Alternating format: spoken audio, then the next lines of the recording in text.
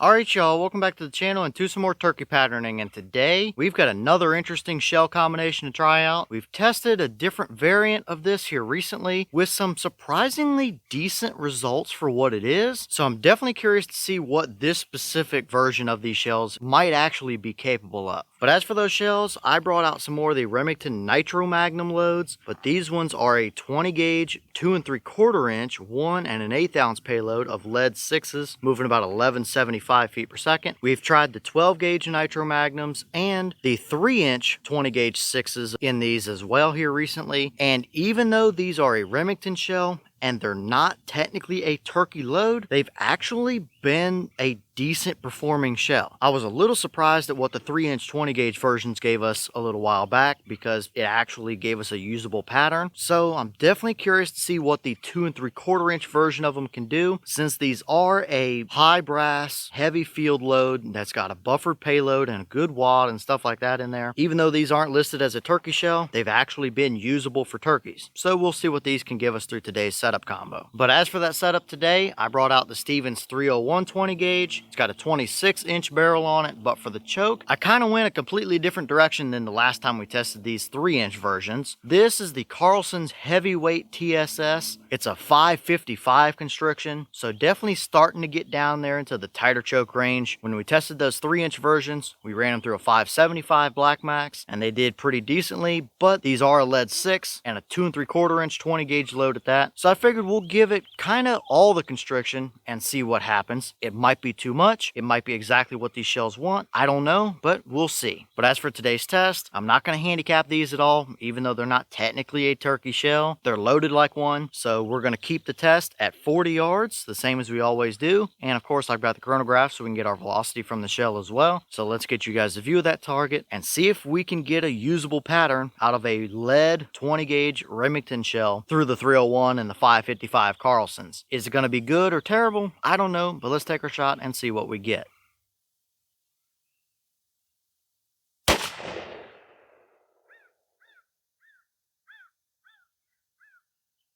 Alright, so that shell gave us 1222 through the chrono. The boss claim is 1175, so we are a little bit above that claim. However, I figured right around the 1200 feet per second mark is probably what we would see from these loads. So I don't think it's anything too out of the normal here. But did we actually get a usable pattern out of them down there at 40 or not? I don't know yet, but let's check it out and see.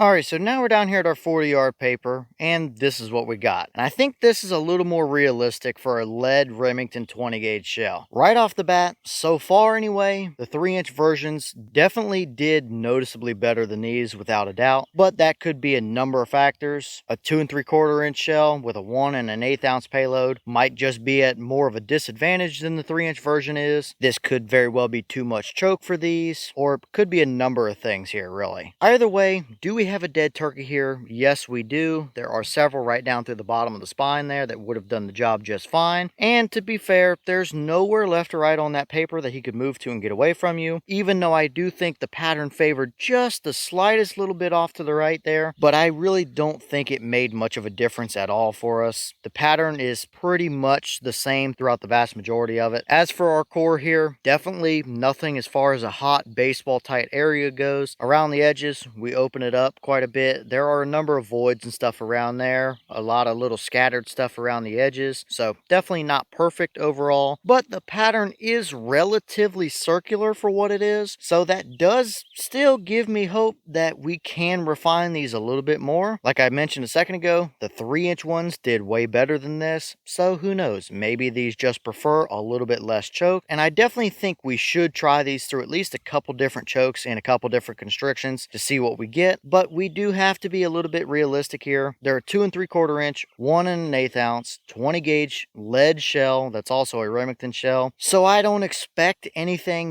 super amazing out of them necessarily, but it is technically still good enough to get you a turkey with it at 40. But with this specific shell and combination here, I would say keep it 30 and in, and you're going to have a more than capable turkey combination on your hands. But can we get better out of these with the right choke combination? it is definitely a possibility, but I'll give you guys one last little zoom in here so you can see. It's not horrible overall. We have seen way worse 20 gauge lead patterns than that, but it's nothing that I would immediately go out and switch to either. A TSS load in a 20 gauge shell with a choke combination like that is gonna way outperform these as far as pattern goes, but these would technically still get the job done out to 40 yards just fine for you, although that would pretty well be the limit, I would say. So nothing too surprising here today. It's not horrible. I think we can get better, but it's probably about what a lot of us expected to see overall.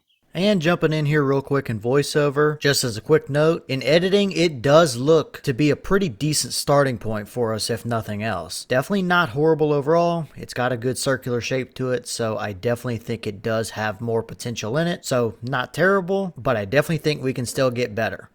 And here's the wad from that shell. Very standard Remington equipment here. I believe it's literally the same wad they use in a lot of their other turkey shells, the Nitros, the Premiers, all that stuff. And I had a suspicion that these Nitro Magnums were just Nitro turkeys without the turkey name, and they appear to be loaded pretty similar, but honestly so far, these Nitro Magnum shells seem to be a little bit better than those Nitro turkeys are. But this wad looks very much normal, nothing stuck down in there, no major damage or anything. So if it can hold up to a 555, we can definitely run it through some other chokes and see what it gives us.